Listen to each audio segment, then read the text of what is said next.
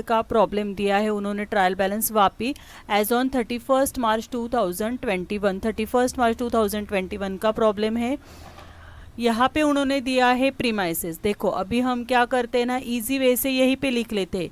Premises कौन से schedule में जाने वाला है? प्रीमाइसिस हमारी क्या है? फिक्स्ड एसेट है, तो वो कौन से शेड्यूल में जाना चाहिए? शेड्यूल नंबर 10 में जाएगा। ठीक है, money at call and short notice schedule number 7 में जाना चाहिए, उस शेड्यूल का ही नाम है। फर्नीचर कहाँ पे जाएगा?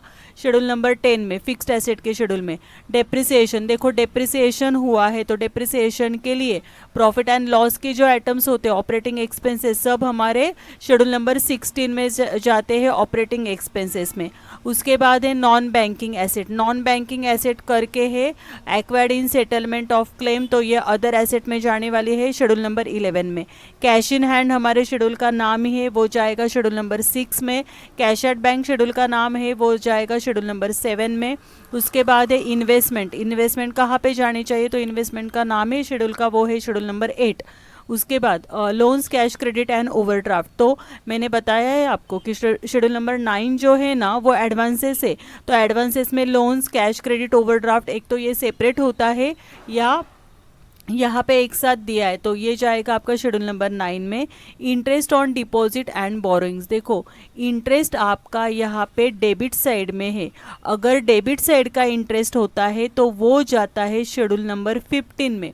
अगर क्रेडिट साइड का इंटरेस्ट होता है तो वो जाता है शेड्यूल नंबर 13 में, क्योंकि डेबिट साइड का एक्सपेंसेस होता है और क्रेडिट साइड का इनकम होता है। Audit fees, salaries and director fees, ये सब प्रॉफिट एंड लॉस के आइटम्स है, तो ये जाने चाहिए आपके शेड्यूल नंबर 16 में।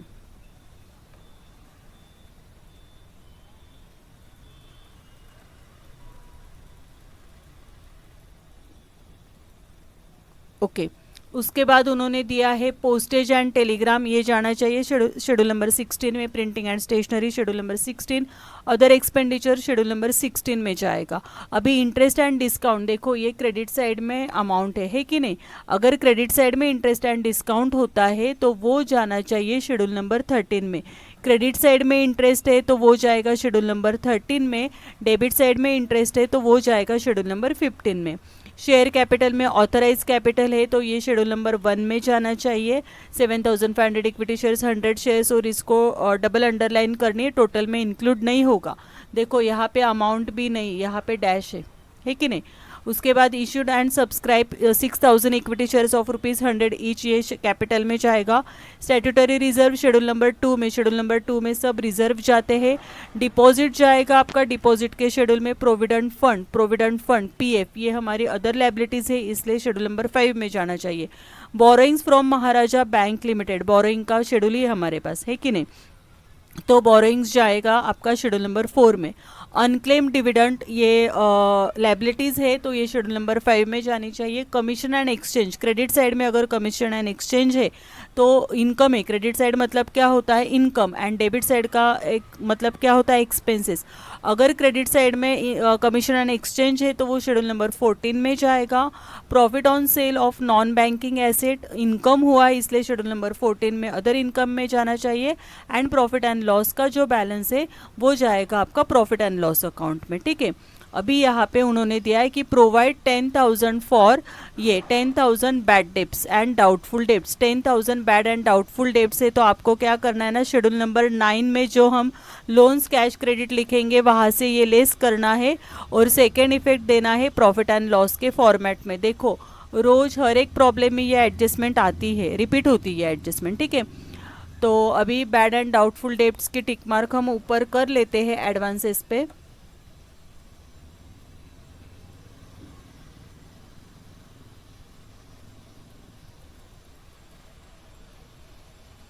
ये यहाँ पे loans, cash credit, loans, cash credit and overdraft, ये शेड्यूल नंबर 9 में जाएगा ना, यहाँ पे आपको ये टिक मार्क करनी है। ठीक है,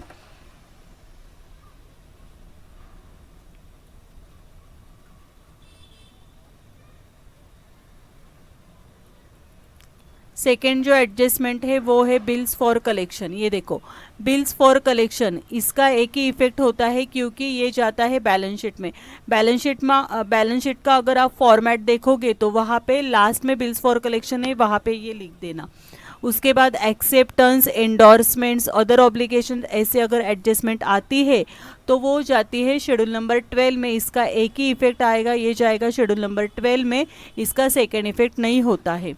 provide ₹1500 rebate on bills discounted, bills discounted, rebate on bills discounted मतलब क्रेडिट साइड में जो इंटरेस्ट है वहाँ पे ये लेना है, तो क्रेडिट साइड का इंटरेस्ट हम लिखते हैं शेड्यूल नंबर 13 में, वहाँ से ये माइनस करना है और सेकेंड इफेक्ट इसका शेड्यूल नंबर 5 में जाना चाहिए। ठीक है, लास्ट वीडियो एक बार आप रिवाइज कर लीजिए, वहाँ पे हमने एडजस्टमेंट बहुत अच्छी तरह से देखी है और यही एडजस्टमेंट एग्जाम में रिपीट होती है। रिबेट ऑन बिल्स डिस्काउंटेड की tick mark interest and discount के ऊपर करनी है।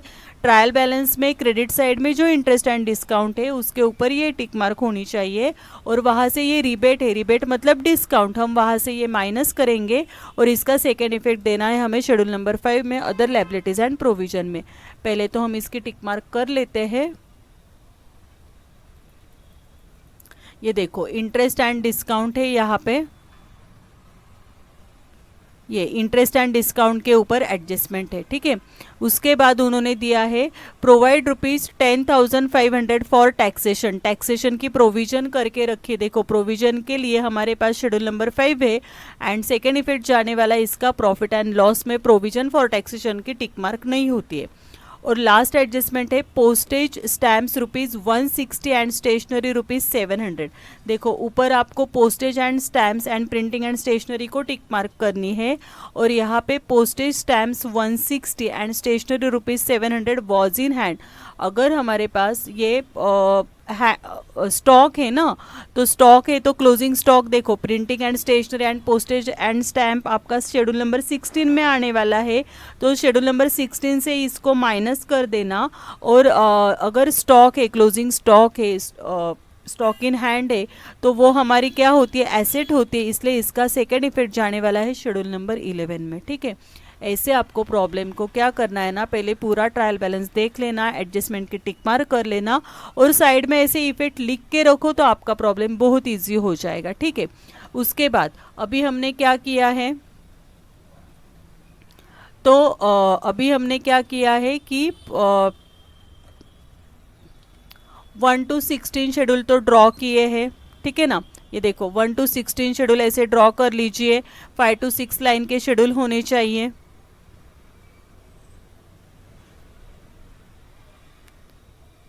ओके, 1 to 16 शेड्यूल करने के बाद ऐसे प्रॉफिट एंड लॉस का फॉर्मेट होना चाहिए। अभी प्रॉफिट एंड लॉस का फॉर्मेट भी आपको पता चल गया है, ऐसे पूरा कॉपी पेस्ट कर लेना। उसके बाद बैलेंस शीट का भी फॉर्मेट ऐसे पूरा कॉपी पेस्ट करना है। ठीक है, और बाद में इसका अभी हम पोस्टिंग स्टार्ट कर देंगे। ठीक है, मतलब 1 to 16 शेड्यूल करना है, उसके बाद प्रॉफिट एंड लॉस का फॉर्मेट करना है, उसके बाद बैलेंस शीट का फॉर्मेट करना है और प्रॉब्लम को स्टार्ट करना है।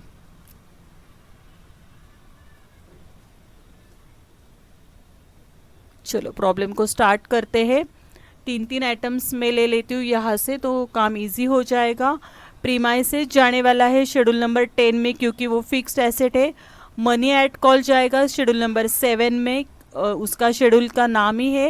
एंड फर्नीचर लेस डेप्रिसिएशन ये जाने वाला है शेड्यूल नंबर 10 में क्योंकि वो फिक्स्ड एसेट है। ठीक है, चलो पहले premises, money at call and short notice and furniture का पोस्टिंग कर लेते हैं। शेड्यूल नंबर 10 में जाना है हमें, यहाँ पे लिखो शेड्यूल नंबर 10 में आपको लिखना है premises less depreciation, premises less depreciation.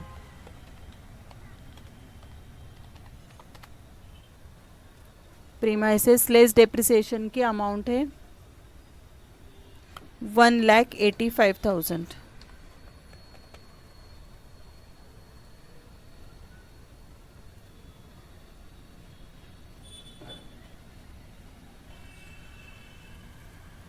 ठीक है, उसके बाद था money at call and short notice है 2,15,000, ये जाने वाला है शेड्यूल नंबर 7 में। शेड्यूल का नाम ही है money at call and short notice और इसके अमाउंट है 2,15,000.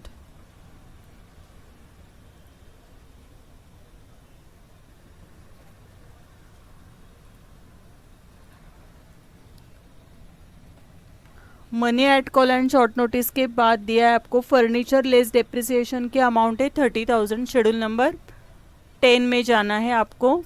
शेड्यूल नंबर 10 में जाएंगे. Furniture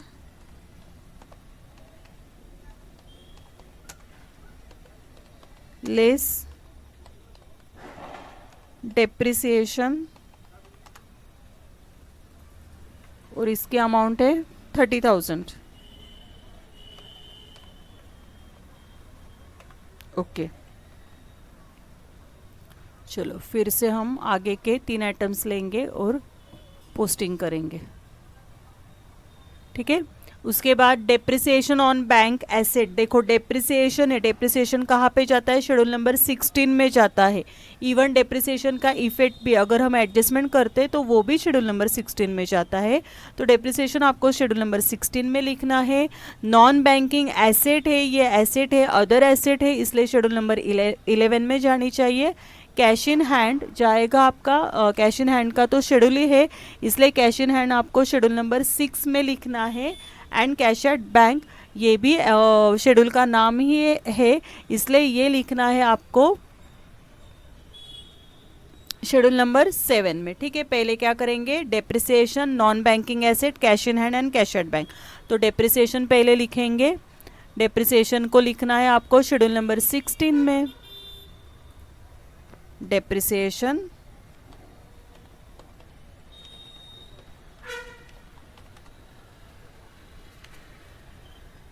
depreciation on bank asset,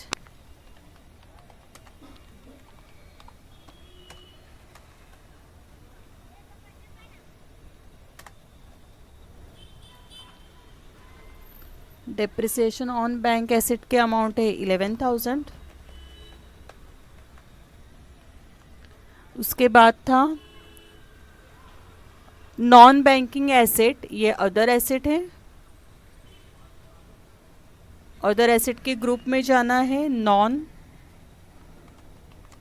banking assets,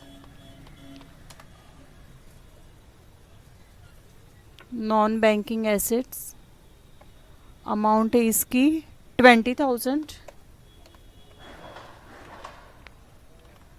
next है cash in hand. Cash in hand का भी शेड्यूल है हमारे पास. कैश इन हैंड का शेड्यूल है schedule number 6. Cash in hand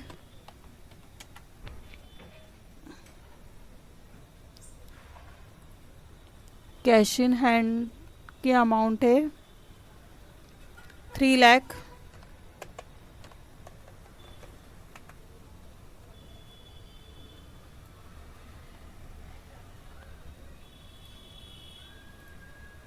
okay. Cash at bank जाने वाला है. देखो cash and balance with RBI schedule number 6 में आता है. And money with balance with bank मतलब अगर कोई दूसरी बैंक मतलब बैंक के साथ बैलेंस है तो वो यहाँ पे लिखना है cash at bank.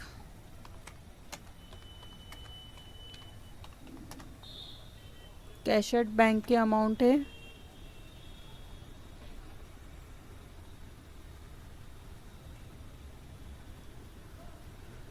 Cash at bank की अमाउंट 2,50,000. ठीक है. यहाँ तक हमने पोस्टिंग कर दिया है.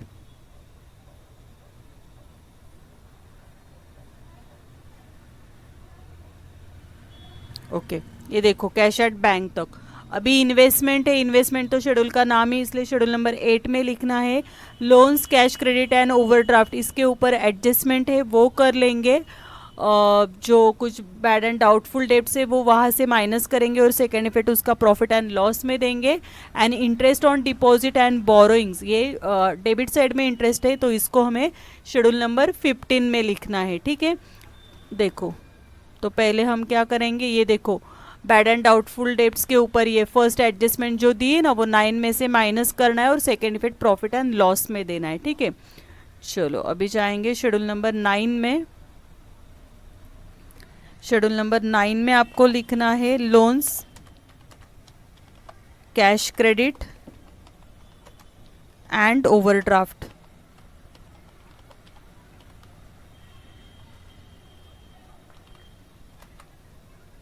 ठीक है, loans cash credit and overdraft, इसकी अमाउंट है आपके पास 12,65,000।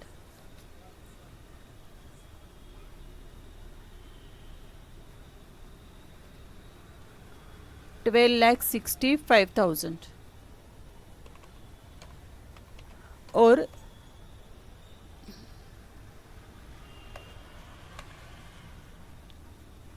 एक मिनट, लोन्स कैश क्रेडिट के पहले इन्वेस्टमेंट बाकी, पहले इन्वेस्टमेंट कर लेते हैं।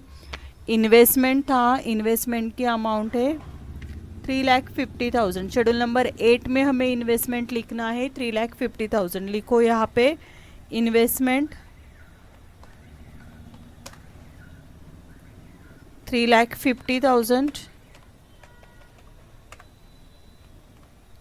ओके, अभी loans cash credit and overdraft, इसके ऊपर जो एडजस्टमेंट है, तो डाउटफुल डेट्स दिया है, तो डाउटफुल डेट्स को हमें क्या करना है, माइनस करना है।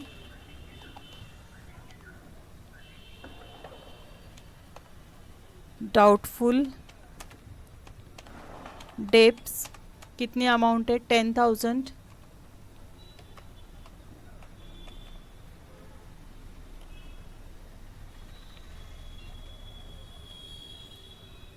और ये अमाउंट आने वाली है 12,55,000। ठीक है, अभी इसका सेकेंड इफेक्ट करना है डाउटफुल डेब्ट्स। देखो, डाउटफुल डेब्ट शेड्यूल नंबर 9 में जो लोन्स कैश क्रेडिट आता है वहाँ से हमें माइनस करना है। Loans cash credit and overdraft ये बैंक के लिए डेटर से, तो डाउटफुल डेब्ट्स हमने वहाँ से माइनस किया है। एंड हमें प्रॉफिट एंड लॉस के फॉर्मेट में जाना है। ये देखो, प्रॉफिट एंड लॉस के फॉर्मेट में प्रोविजंस एंड कॉन्टिजेंसीज के नीचे बैड डेट से, वहाँ पे आप ये लिख लो 10,000 डाउटफुल डेब्ट्स। ठीक है, ओके।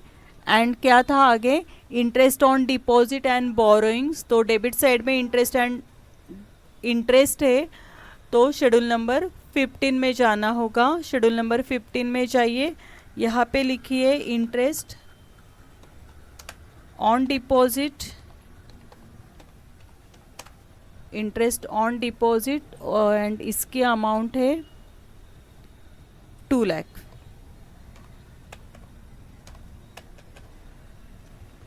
ओके,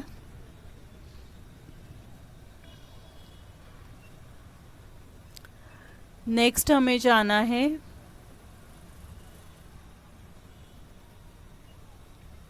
अभी देखो, audit fees, salaries and allowances and director fees, ये सब प्रॉफिट एंड लॉस के आइटम्स है कि नहीं, इसलिए ये जाने वाले हैं शेड्यूल नंबर 16 में। आपको इसका पोस्टिंग करना है, audit fees, salaries and director fees. Schedule number 16 में जाएंगे।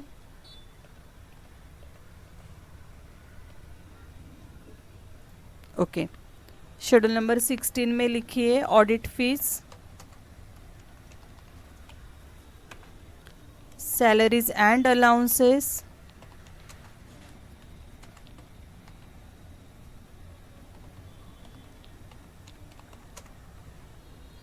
उसके बाद है डायरेक्टर फीस,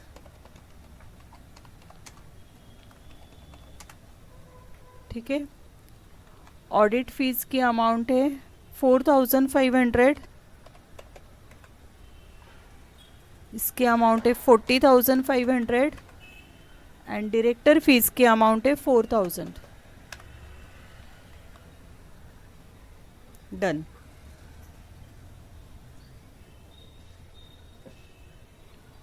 नेक्स्ट उन्होंने दिया है, ये देखो, postage, printing and stationery and other expenditure, तो ये जाएंगे शेड्यूल नंबर 16 में। लेकिन postage, printing and stationery, other expenditure 16 में तो जाएंगे, लेकिन पोस्टेज एंड प्रिंटिंग के ऊपर एडजस्टमेंट दी। क्या एडजस्टमेंट थी, last postage stamps 160 and stationery rupees 700 was in hand. मतलब ये स्टॉक है कि नहीं, स्टेशनरी का एंड स्टैम्प का अगर स्टॉक है तो क्लोजिंग स्टॉक जो होता है वहाँ से माइनस करना है, मतलब शेड्यूल नंबर 16 से हम ये माइनस करेंगे। और इसका सेकेंड इफेक्ट देखो, हम स्टॉक का सेकेंड इफेक्ट पहले कहाँ पे देते थे, बैलेंस शीट के एसेट साइड में। तो यहाँ पे सेकेंड इफेक्ट आपका कहाँ पे जाना चाहिए, शेड्यूल नंबर 11 में। शेड्यूल नंबर 11 का नाम क्या है, अदर एसेट में हमें इसका इफेक्ट करना है, ठीक है। तो पहले हम postage, printing and stationery and other expenditure 16 में तो लिखेंगे, उसके साथ उसकी एडजस्टमेंट भी करेंगे। शेड्यूल नंबर 16 में आपको जाना है, पोस्टेज एंड टेलीग्राम,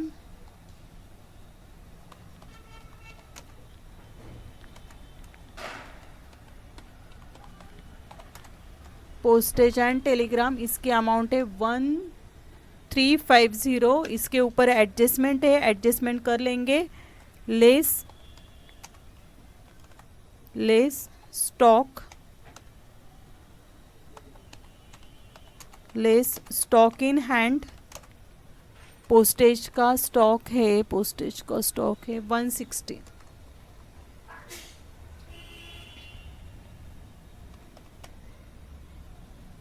ठीक है, तो आउटर में कितनी अमाउंट आनी चाहिए, पोस्टेज की अमाउंट आउटर में आपकी आनी चाहिए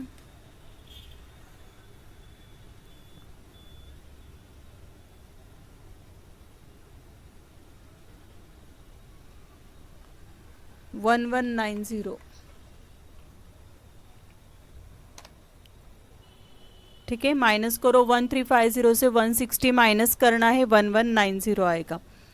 सेकेंड इफेक्ट इसका 11 में देना है, लेकिन वो बाद में करते हैं। पोस्टेज के बाद उन्होंने दिया था printing and stationery, printing and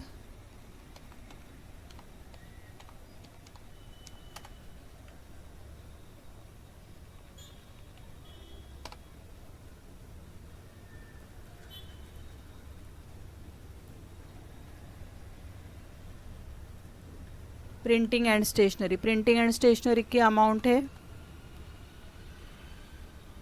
3700 and stock है उसका 700। 3700 करो यहाँ पे लेस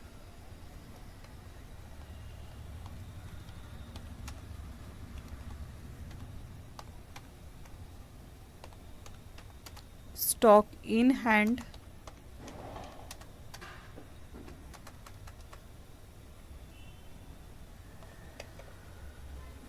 $700।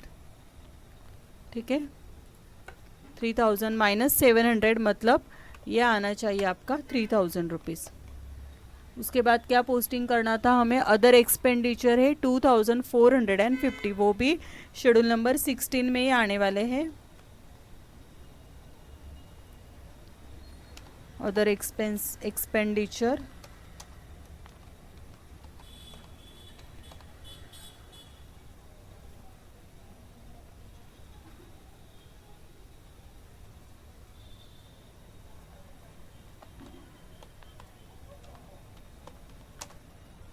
अदर एक्सपेंडिचर की अमाउंट है 2450।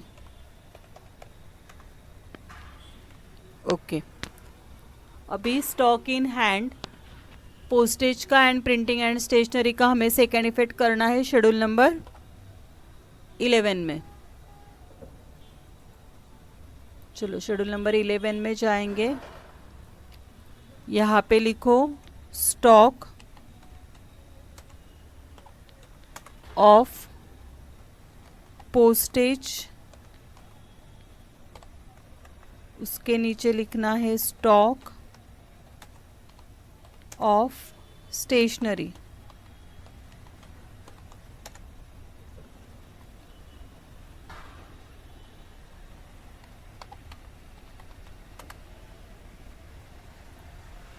ये है 160 एंड ये है 700।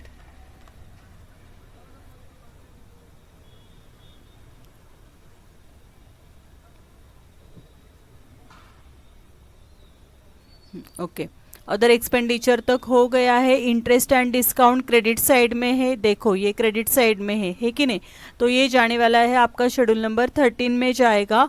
और उसके ऊपर एडजस्टमेंट भी थी, कौन सी एडजस्टमेंट है ये फोर्थ की provide ₹1500 for rebate on bills discounted. तो इसका सेकेंड इफेक्ट हमें कहाँ पे देना है, शेड्यूल नंबर 5 में देना है, ठीक है।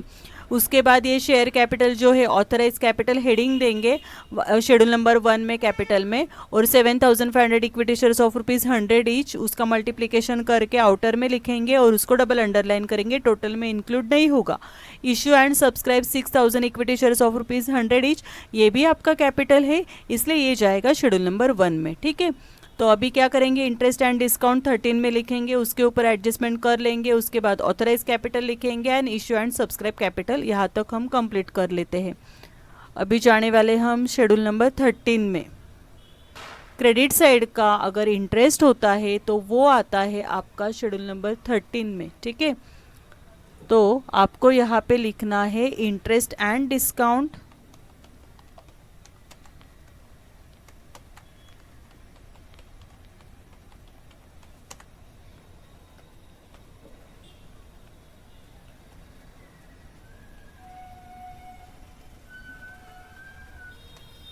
इंटरेस्ट एंड डिस्काउंट की अमाउंट है 3,67,500, 3,67,500, ठीक है।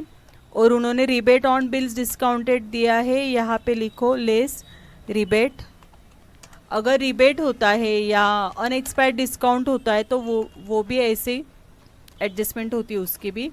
रिबेट ऑन बिल्स डिस्काउंटेड है 1500, तो 367 से अगर आप 1500 माइनस करोगे तो आपकी यहाँ पे अमाउंट आनी चाहिए 3,66,000, ओके।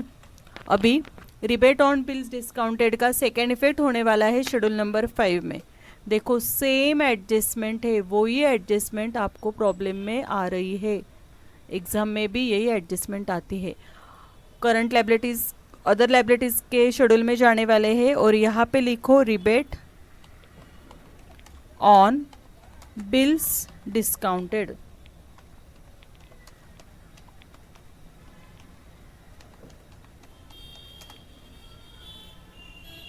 $1,500, ठीक है। उसके बाद देखा था हमने कि authorise capital and issue and subscribe capital, उसका पोस्टिंग हमें करना है, इसलिए हम जाने वाले हैं शेड्यूल नंबर 1 में। यहाँ पे ऑथराइज कैपिटल हेडिंग देंगे। वैसे तो उन्होंने एडजस्टमेंट में और ट्रायल बैलेंस में अमाउंट नहीं दी है, सिर्फ नंबर ऑफ शेयर्स दिए है, ठीक है। ऑथराइज कैपिटल, उसके नीचे आपको लिखना है क्या था, 7500 इक्विटी शेयर्स,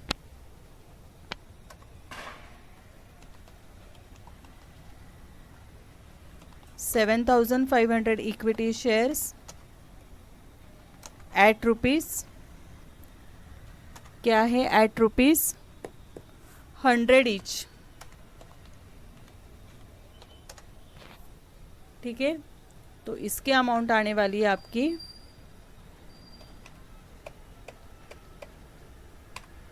7,50,000, ओके। इसका उसके बाद हाँ, ये इसको हमें डबल अंडरलाइन करना है, टोटल में इंक्लूड नहीं होने वाला ये, ठीक है। उसके बाद आपको लिखना है इशू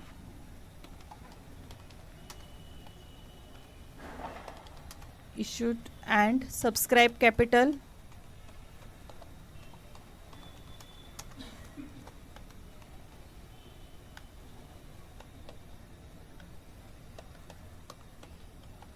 सब्सक्राइब कैपिटल, उसके नीचे लिखना है, दिए है क्या नंबर ऑफ शेयर्स, हाँ दिए 6,000 equity shares, 6,000 equity shares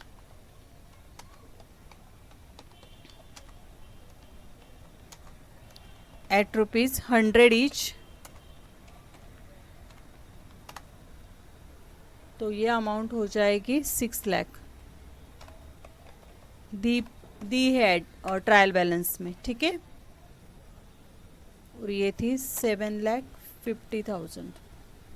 total में ऑथराइज कैपिटल के अमाउंट ऐड नहीं होगी।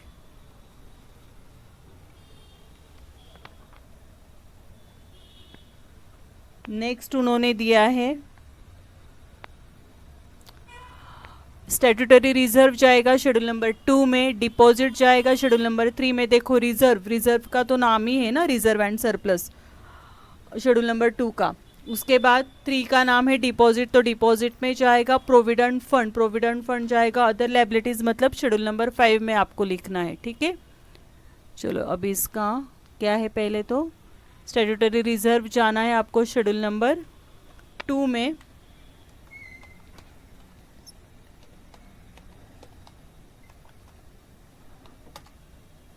स्टैट्यूटरी रिजर्व, और स्टैट्यूटरी रिजर्व की अमाउंट है 1,20,000।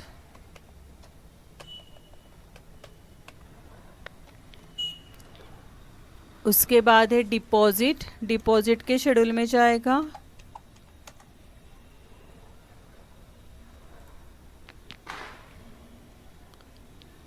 डिपॉजिट की अमाउंट है 120 के बाद 12,50,000।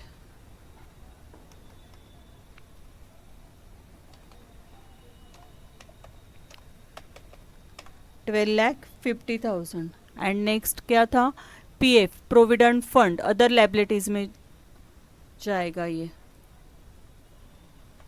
Provident fund,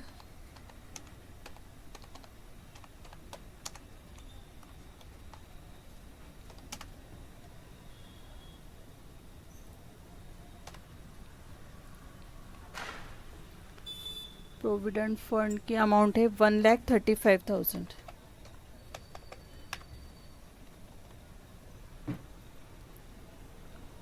okay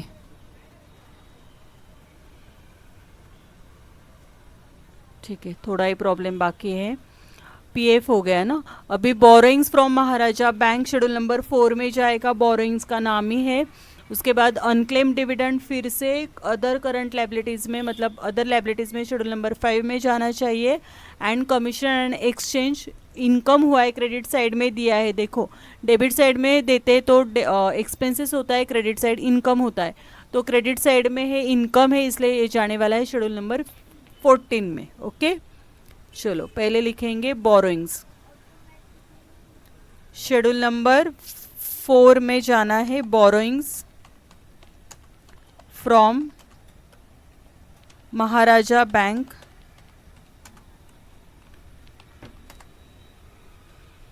borrowings from Maharaja bank और अमाउंट है उसकी, अमाउंट है 2,55,000। 2,55,000।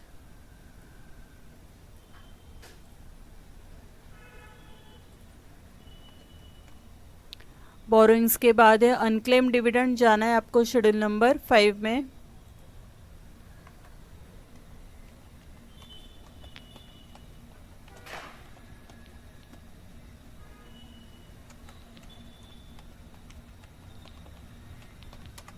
अनक्लेम डिविडेंड शेड्यूल नंबर 5 में लिखना है और उसकी अमाउंट है अनक्लेम डिविडेंड की 4,000।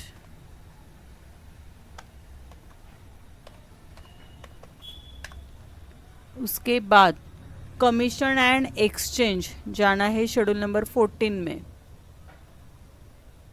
कमीशन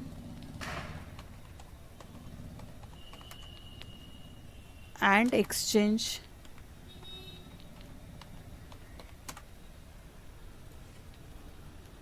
शेड्यूल नंबर 14 में जाना है 37,500।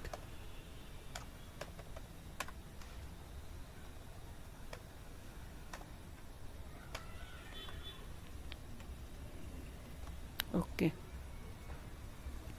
चलो और क्या प्रॉब्लम बाकी है।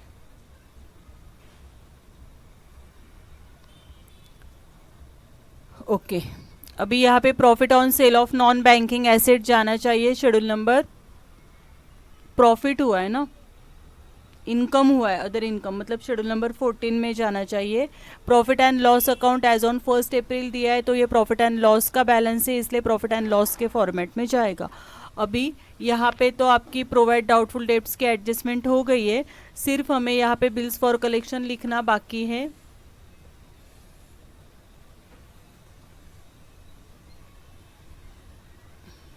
ये देखो, ये तो एडजस्टमेंट कंप्लीट हुई है, अभी बिल्स फॉर कलेक्शन लिखना बाकी है, वो लिखेंगे हम बैलेंस शीट में।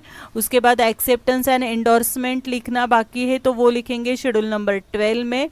Provide rebate on bills discounted तो हो गया है, एंड प्रोवाइड ₹10,500 फॉर टैक्सेशन, तो इसका इफेक्ट हमें कहाँ पे करना है, शेड्यूल नंबर 5 में एंड प्रॉफिट एंड लॉस में। ठीक है, मतलब देखो क्या क्या करने वाले, अभी हम ये प्रॉफिट लिखेंगे शेड्यूल नंबर 14 में, उसके बाद ये प्रॉफिट एंड लॉस अकाउंट लिखेंगे प्रॉफिट एंड लॉस के फॉर्मेट में। Second adjustment bills for collection balance sheet में जाएगी। थर्ड एडजस्टमेंट एंडोर्समेंट एक्सेप्टेंस की शेड्यूल नंबर 12 में जाएगी, एंड प्रोविजन फॉर टैक्सेशन का 5th and profit and loss में इफेक्ट करेंगे। यहाँ पे आपका प्रॉब्लम कंप्लीट हो जाएगा।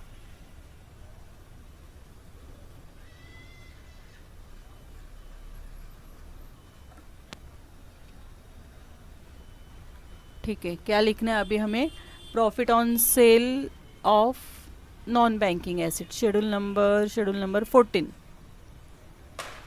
Profit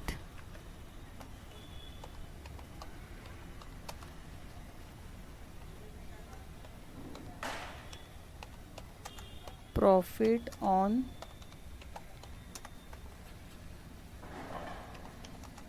cell of non banking asset. ठीक है, नॉन बैंकिंग एसेट के ऊपर प्रॉफिट है, तो अमाउंट है उसकी 1200, and next profit and loss में जाना है। ये देखो प्रॉफिट एंड लॉस के फॉर्मेट में जाना है, यहाँ पे profit and loss and profit for the year है ना, तो प्रॉफिट फॉर द ईयर में आपको लिखना है, ये amount profit for the year में आएगी। और नेट प्रॉफिट एंड लॉस कहाँ से आएगा, जब हम ये प्रॉफिट एंड लॉस क्लोज करेंगे ना तब आएगा। तो प्रॉफिट फॉर द ईयर की अमाउंट है आपकी 1,12,300।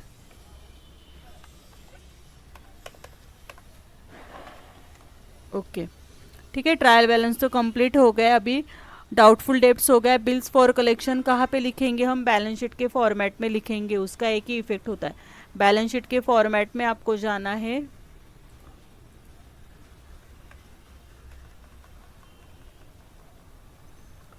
और बिल्स फॉर कलेक्शन के सामने आपको लिखना है यहाँ पे 1,05,000।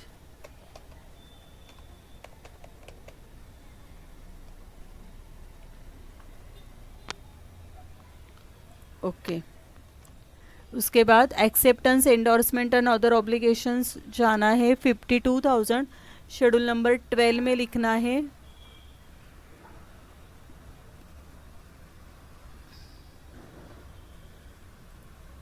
यहाँ पे लिखो acceptance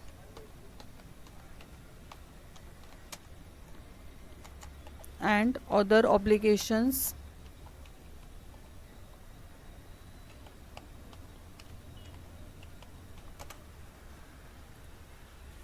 acceptance and other obligations के अमाउंट है 52,000।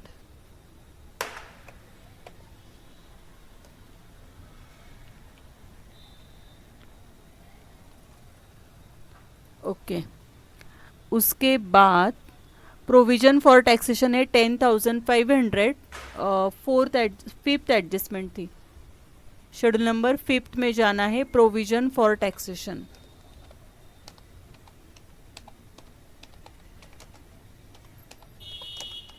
प्रोविजन फॉर टैक्सेशन इसकी अमाउंट है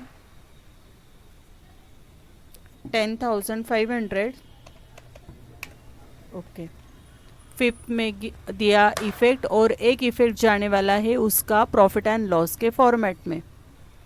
ये देखो प्रॉफिट एंड लॉस के फॉर्मेट में यहाँ पे प्रोविजंस एंड कंटिजेंसीज लिखे ना, आरडीडी का ग्रुप है, बैड डेब्स आरडीडी, वहाँ पे प्रोविजन फॉर टैक्सेशन भी लिखा है, तो वहाँ पे लिख देना 10,500। ओके, यहाँ तक ट्रायल बैलेंस कंप्लीट हुआ है, बैलेंस शीट कंप्लीट हुआ है। ठीक है, अभी हम क्या करेंगे, सब शेड्यूल की टोटल लेंगे, सिर्फ सेकेंड शेड्यूल छोड़ के सब शेड्यूल की आपको टोटल करनी है।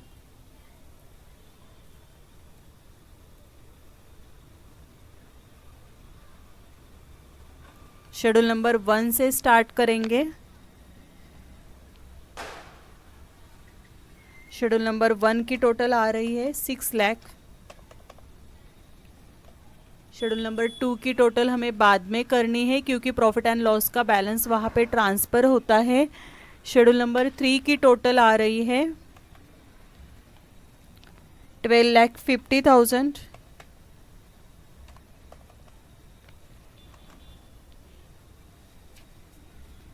शेड्यूल नंबर 4 की टोटल करनी है, एक ही अमाउंट है शेड्यूल नंबर 4 में।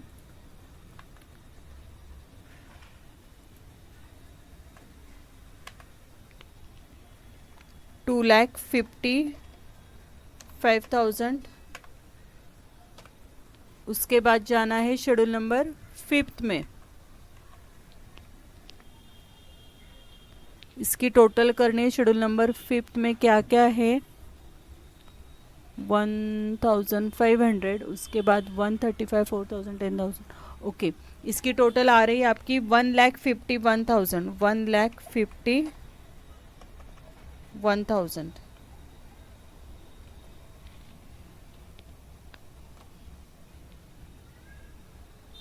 शेड्यूल नंबर 6,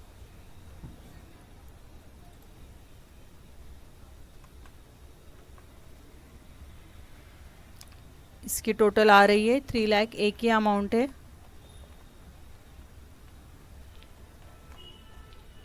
शेड्यूल नंबर 6 हो गया, अभी शेड्यूल नंबर 7। शेड्यूल नंबर 7 की टोटल आनी चाहिए, दो अमाउंट है यहाँ पे, 4,65,000।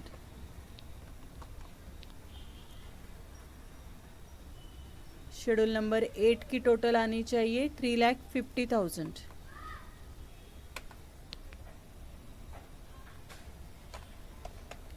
$3,50,000।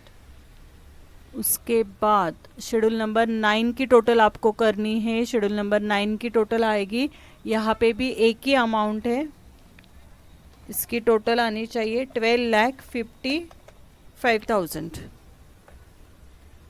ठीक है, शेड्यूल नंबर 9 हो गया। अभी शेड्यूल नंबर 10 में सिर्फ दो ही अमाउंट है, 185 एंड 30,000, तो इसकी टोटल आपकी आनी चाहिए 2,15,000, 2,15,000। ठीक है, इसके बाद शेड्यूल नंबर 11 की टोटल आनी चाहिए 20,160 एंड 700, इसकी टोटल आनी चाहिए आपकी 20,860। ठीक है, अभी जाएंगे शेड्यूल नंबर 12 में।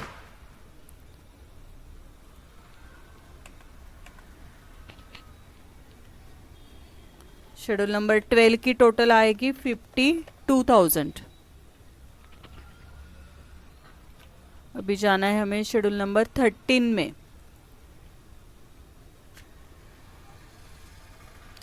शेड्यूल नंबर 13 की टोटल आ रही है आपकी 3,66,000।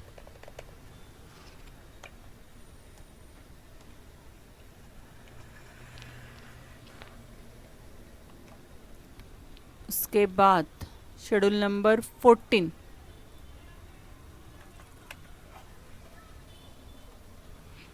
शेड्यूल नंबर 14 की टोटल आनी चाहिए 38,700, 38,700।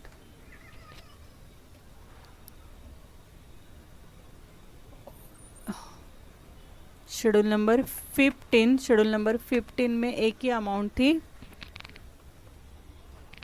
तो उसकी टोटल आ रही है 2 लाख। ओके, अभी लास्ट शेड्यूल नंबर 16 करो इसके अच्छी तरह से टोटल।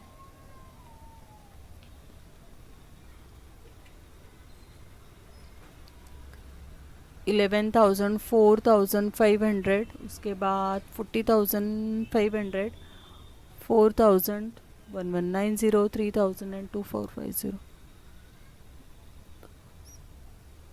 ओके, इसकी टोटल आ रही है आपकी 66,640, 66,640। ठीक है, चलो अभी क्या करेंगे, ये सब टोटल आपको फॉर्मेट में ट्रांसफ़र करनी है। ठीक है, 13 की टोटल देख लेते हैं पहले, चाहे तो पहले प्रॉफिट एंड लॉस कर लेते, फिर बैलेंस शीट में जाएंगे। 13 की टोटल आई थी आपकी 3,66,000, ठीक है। एंड 14 की टोटल आई थी 37,800।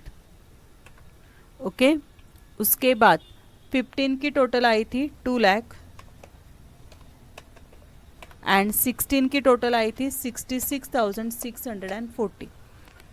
ठीक है, क्या किया है यहाँ पे, सिर्फ मैंने यहाँ पे टोटल लिखी है। अभी इसको हम क्लोज करेंगे, देखो कैसे क्लोज होगा ये।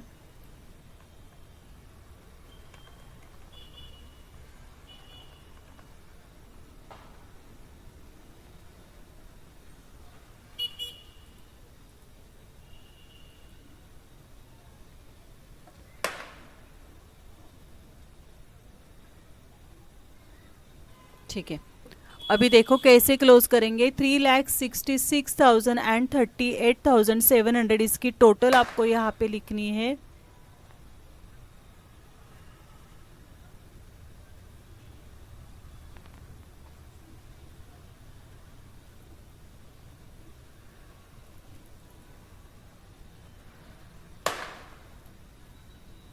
ठीक है, तो इसकी टोटल आने वाली है 4,04,700। लिखो यहाँ पे 4,04,700। ठीक है, उसके बाद शेड्यूल नंबर 15, 16 ये 10,000 एंड ये 10,500 इसकी टोटल आपको करनी है और वो आ रही है 2,87,140। यहाँ पे टोटल करनी है आपको 2,87,140। ठीक है, अभी ये टोटल से ये टोटल को माइनस करना है, करो माइनस।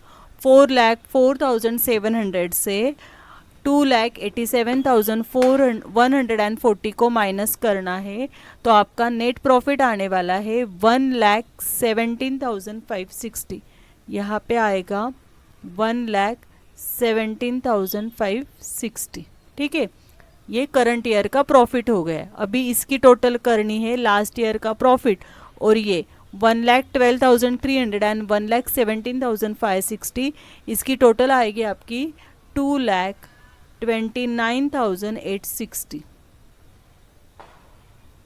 ठीक है, अभी जो प्रॉफिट आया है देखो, ये प्रॉफिट, इसके ऊपर आपको 20% कैलकुलेट करना है। उसके पहले ये सेम जो अमाउंट है ना, ये यहाँ पे लिख लेना 2,29,860। ये सेम अमाउंट हमने यहाँ पे लिख ली। अभी 1,17,560 के ऊपर आपको 20% ट्रांसफ़र करना है स्टैट्यूटरी रिजर्व को। निकालो 1,17,560 के ऊपर 20% आएगा 23,512, 23,512। अभी 229,860 से यहाँ जो भी कुछ अमाउंट है वो माइनस करनी होती, तो यहाँ पे एक ही अमाउंट है 23,512 को आपको माइनस करना है और उसको यहाँ पे लिखना है balance carried over to balance sheet में।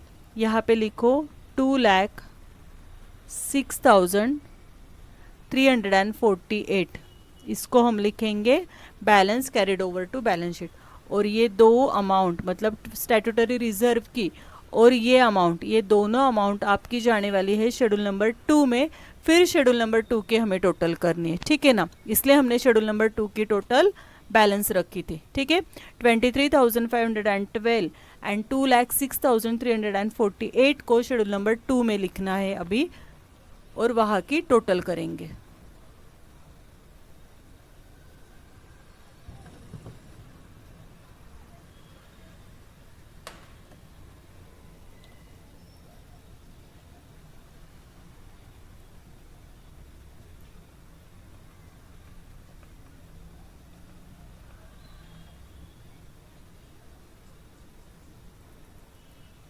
ठीक है, शेड्यूल नंबर 2 में आपको लिखना है statutory reserve 20%, profit transfer to statutory reserve है ना, लिखो यहाँ पे।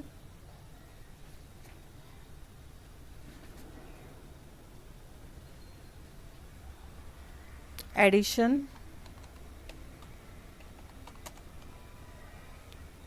टू स्टैट्यूटरी रिजर्व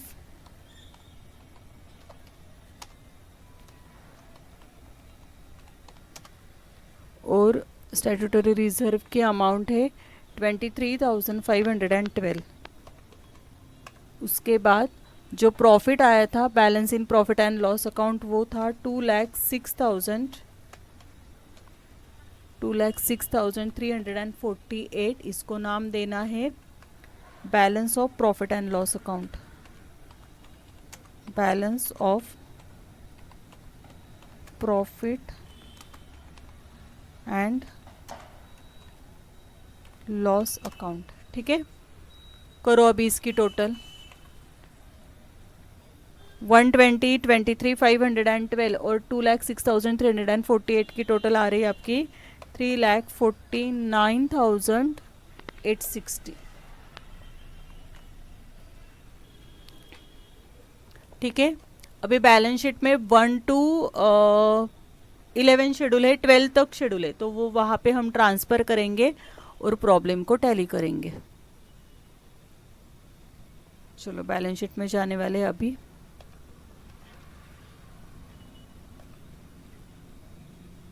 ठीक है, शेड्यूल नंबर 1 की टोटल आई थी हमारी 6 लाख। शेड्यूल नंबर 2 की अभी टोटल हमने की है 3,49,860। उसके बाद शेड्यूल नंबर 3 की टोटल की थी 12,50,000। शेड्यूल नंबर 4 की टोटल आई थी हमारी 2,55,000। शेड्यूल नंबर 5 की टोटल आई थी 1,51,000। और अभी इन सब की टोटल आ रही है आपकी 26,05,860, ठीक है। अभी शेड्यूल नंबर 6 की टोटल आई थी 3 लाख।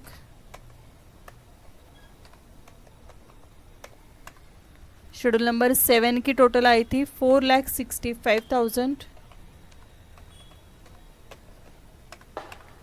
शेड्यूल नंबर 8 की टोटल आई थी 3,50,000।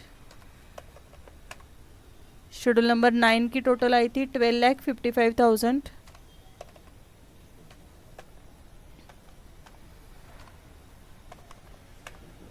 शेड्यूल नंबर 10 की टोटल आई थी 2,15,000। शेड्यूल नंबर 11 की टोटल आई थी 20,860। मतलब आपका प्रॉब्लम टैली हो रहा है 26 लाख। इसकी सबकी टोटल करो, ये भी वही आने वाली है 26,05,860 को हमारा प्रॉब्लम टैली हो रहा है, ठीक है ना। और सिर्फ यहाँ पे 12 की अमाउंट लिखनी है, टोटल में इंक्लूड नहीं होता है। कंटिंजेंट लायबिलिटीज़ की अमाउंट कितनी थी 52,000, ठीक है।